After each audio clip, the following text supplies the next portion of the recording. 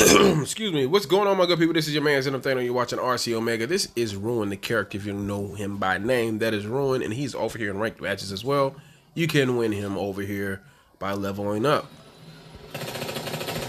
Show you data details. My KD is 2.3, but when we looked at rank weapons, Swordfish is only 1.1. But when we come down here, you got 5.0 and 6.5. M13 being my #1 weapon in game.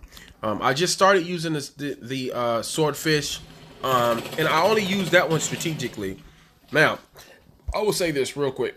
When I'm over in ranked matches, as you just saw, I like to be more focused on objectives and supporting my team versus over in multiplayer, which is I do a little bit of everything, whether it's support my team, objective, and kill count, right? So multiplayer is very different than ranked matches. The ranked matches, you will be penalized if you leave a game early. You will also be compensated if someone leaves your game early. With all of that said, ranked matches are very, very serious. You also have tournaments in ranked matches, worldwide tournaments in that, which is crazy, and it's pretty intense when you watch how some of these guys play, and you run into some of these guys that play like some of the pros. I've played with some of the pros over there in ranked match. I've been up to pro level before as well myself. I'm gonna pat myself on the back, dust off my shoulders, right? I have definitely been pro level over there in ranked match. This is a whole different level of playing over there, so I take it very serious over there. I like to focus on my 3 main guns, which is going to be the M13, the Cordite, and the Swordfish, which I just started using over there as a counter to people that are sniping, because there's a lot of snipers in ranked match. They're jumping around and sniping and quick scoping you. So I like to catch them when they first jump up, before they turn around and shoot. I like to catch them in the air. So when I see them coming, I just kind of flank them and make them think I'm going one direction and then go a completely different way, something like that. But anyway, with all that said, we're going to go into the loadouts. There's a lot to cover in this game. We're not going to cover everything. So first, we're going to go into loadouts. I'm going to show you my baddest weapon in the game, which is the Morningstar. I can show you what it looks like over in Arsenal. We click Arsenal down at the bottom of the screen here. We are going to Mythic. We'll click up Morningstar. Oh, hold on, Brody. Hold on, broski. This is the Morningstar. It looks very similar to the one we just saw, the Demon Song, but this is the Morningstar. Now this is just level 1. This is what a level 1 regular Morningstar would look like. Mine's is maxed out, so I'm going to show you what mine's look like. When you buy a mythic weapon, so many levels to a mythic, but if you can see, my mythic level is maxed, as you can see down here at the bottom of the screen. There's different effects you can add. You can have this effect, which is the biggest one. That's the one that I have. Or you will see some people have a Morningstar, but they'll only have like a smaller effect. Like, where's it at? Can I see it? It's a different. Oh, it's down here. Where is it at? Is this it? Is that it? Yeah, that one. That's the one that they'll have. It's level 3. Something like that. But me, I'm all the way maxed out, so I have this one. When you see my Morningstar, that's what it's going to do. Other guys will just do that little thing right there, right? So there's that. I have the stock. You get the stock once you maxed out. As you can see down here, right? When you max level 8, you see all these attachments that unlock, right? In the attachment skins. You can take the attachment skins off. You can put them on, whatever you want to do. You just go into here, and you can see you can unequip, or you can unequip or equip skins, whichever way you want to do it. So you can have a little more customization options. The reason why mine is gold, because I have a gold completion camo unlocked. When you take the gold off, it looks like, oh, hold on. Take it off, it'll look like this. Right when you take it off, but I like, I have the completion on, so I equip that. The way you get gold is by unlocking all of the other skins for that particular weapon, right? And then you can go ahead and get the gold, right? There's a really cool looking completion skin that I'll show you on my legendary. One last thing before you go over to my legendary, my #1 legendary. I will say this: when it comes to mythic weapons, if you're going to go for a mythic, I would pick one. Legendary is a little bit different. You can probably play with getting, have more options for legendaries. But when it comes to mythics can get pretty expensive. First, you're gonna pay through to get the character. The character probably will unlock first. I can show you the character that came with my mythic, and it is not Ruin. His name is Ghost, and he's probably I probably overlooked him. He's probably pretty. There he is, Ghost. This guy, but not this version of Ghost, and not that version of Ghost, but this one. This is the guy that came with my mythic. But I don't play with him at all. I use Ruin, right? So it's a combination of different gears, all collaborating together to make my Ruin look unique, right? Including that backpack right there, right? So yeah, you level up your mythic. Your mythic can get pretty expensive, right? First, you're gonna unlock that character you just saw. That could cost you anything between 50 to maybe $100. But then by the time you unlock this mythic weapon and fully upgrade it, you could be looking at like $200, $200 to $250, bro.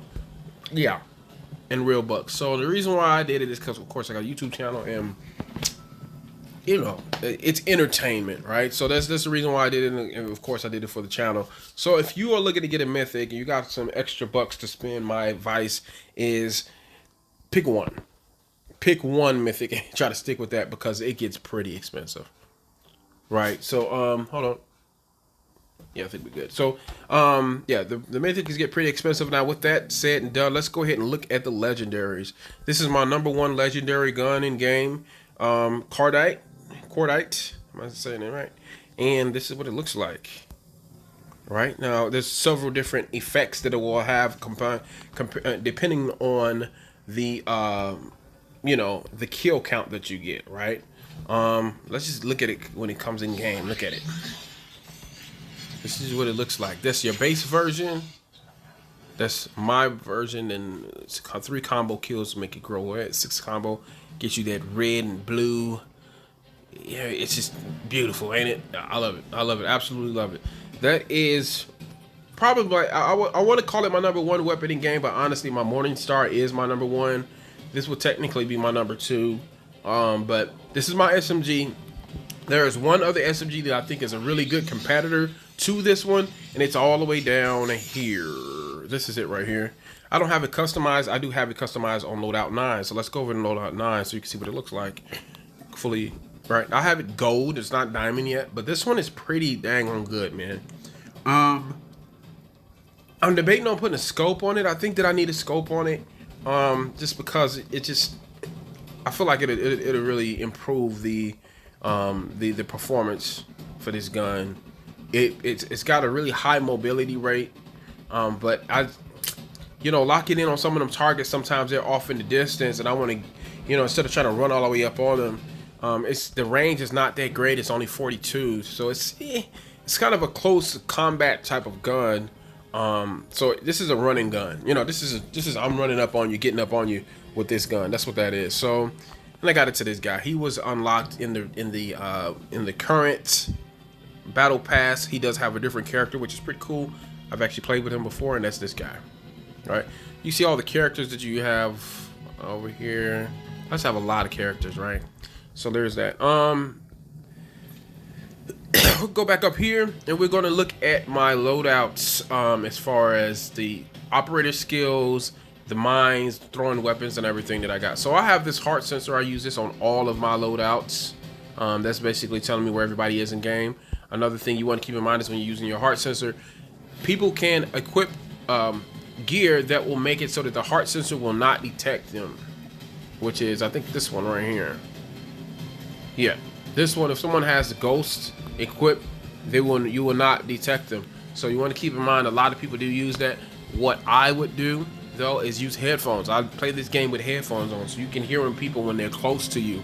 And if you don't, and if you're using a heart sensor, I also would use a trip mine. That way, if someone's trying to creep around the corner, throw your trip mines always like in the crevice or in the corner of the door, versus obviously open the front where they can see it. If you throw it where it's right in the line with the side of the door or in the corner of the wall, they won't see it and they'll trip over it, and boom, there you go. Right. So there's that. Kinetic. This is pretty dope. I use this for my runners. for my running loadouts when I'm going in close combat. You know, kind of close, not too close, but when I need to dart across to another side of the map or something like that, I'm using this, right? I also like to use Overclock when I'm using this. With the kinetic, it's going to make your entire body turn gold, make it very hard for them to kill you, unless they shoot you right in the head, right? So there's that, or use you with explosive or knife you, right? But I like to overcloak when I use that. I don't always overcloak when I use it, but I like to overcloak. It's going to increase the charging speed for the operator skill. So it's going to make me get that kinetic a lot faster, right? And then, of course, I have my trip mine. I have a swarm. I have a little drone. And then I have the UAV. UAV is going to show me where everybody is at on the map. I partnered that with the heart sensor. And also, the drone can show you, will make everybody glow in red on the map. And I have the swarm going on. So I'm with this loadout, number 2. This is the one I use often. It's probably the one that I think this is the one I have loaded in right now. With my loadout number 2, I have complete control of the map. That's what I'm doing with this particular loadout. It's about controlling the map and everything that's going on. I have a UAV, so I can let my whole team see where everybody's at on the map. I also have the drone. Sometimes I'll sit in the back and let my team get the kills, and I'll just fly the drone around so they can see where everybody is at. Sometimes I'll do that. And then I'll go ahead and hit them with a swarm right after that, and then come back in with the Morning Star and just start eradicating shit, right? That's how I play the game with that loadout. This is my one I probably use more than anything. This one, close compact, I'm getting in there and kill, getting in there quick, getting in there close. That's why I have the kinetic equipped, but I also have the flak jacket, explosive, so I can run over a trip mine and still survive, right? I'm picking up guns, I'm picking up ammo, so that's why I have this one right here, the Vulture, so I can pick up ammo as I'm running through guys, and then high alert, so I'm not confusing my guys with their guys like the people did in the Confederate War.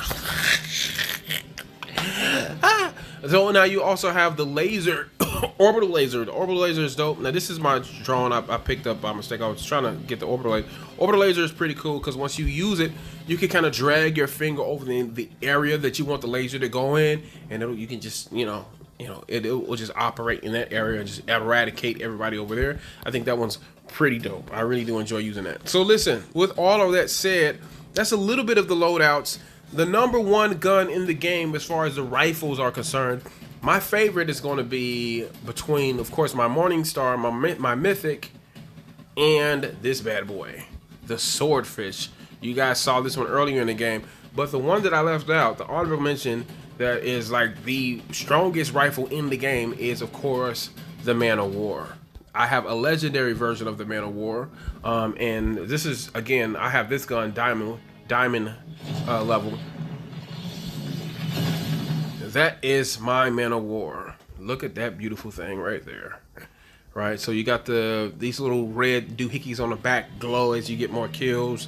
They disappear in like this big red swarm of, like, orb or whatever. That's pretty cool.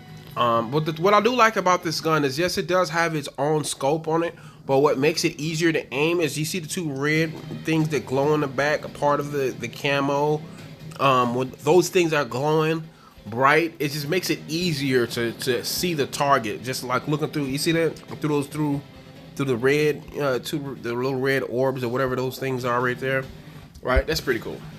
Man of War is an absolute beast, and in fact, this is the gun, anytime I drop this gun in game, this is the gun that people flock to the most. Sometimes people will go after my Mythic, but this is the one that everybody's running after when they see it drop. When they see that one on the ground, everybody's trying to pick it up. That Man of War is a monster, let me tell you. That thing is a beast. This perk is pretty dope. This is so that I can have multiple trip mines when I'm running through the game. And I'm also, anytime I use this, right, the transform shield, you can get a big version of it, or whenever you spawn it. It depends on where you spawn it. It'll either be big or be smaller. Oftentimes when I use this, I also have this bad boy right here, the sentry gun. And what I'll do is I'll go ahead and I'll drop my shield, and then I'll place the sentry gun right behind the shield. So when people try to shoot the sentry gun, they can't hit it. They're shooting the shield instead, and the sentry gun is just firing away, right? So it does a lot more damage that way. I typically do partner those two together, right? So listen, I'm a more strategic player. It's all about strategy, supporting your team. Unfortunately, sometimes it needs multiplayer matches. You end up with bots, and it's horrible. Now, I will say this before we end this video. Interesting fact: there's times where I've been in a game, and it seems like the other side is just something's off, and I'll type a message and I'll say cheater. I'll just write cheater in there, and drastically the game experience just changes, right? So now I don't know if that's bots, or if I don't know that it's actually people that's, oh, he caught me. So if you see somebody in there, you feel like somebody's cheating, type cheater in the message center and see if that doesn't change your gaming experience. I don't know if it's because they're afraid of getting banned or afraid of getting caught, and that they will be penalized with Call of Duty Mobile being such a serious game as far as mobiling, in the worldwide, as far as tournaments and all. It is a serious game. Cheating might have serious consequences. They do a pretty good job of keeping those guys out, but cheaters are everywhere in any game that you play, especially PvP. People are always trying to find a way to cheat. So keep your eyes open. If you feel like you see someone that's cheating, report them. I always advise people to report cheaters, and let them know, hey, I know you're cheating, right? Sometimes that will improve your gaming experience. All right, so with all of that said, that is Call of Duty Mobile. This is the game that I am on often, other than GTA Online. So with all of that said, we are out of here. Thanks for watching. Make sure you like, share, and comment. Then all the other Call of Duty games that you will see posted will be all internally recorded, so the audio will be great. But just when I'm doing these tutorials, that's when you'll have external and internal audio going on. So all right, that's all of that, and this is all of this, and we are out of here. Thanks for watching. This is your man Zenithano. You watching again RC Omega, and we out here. Peace.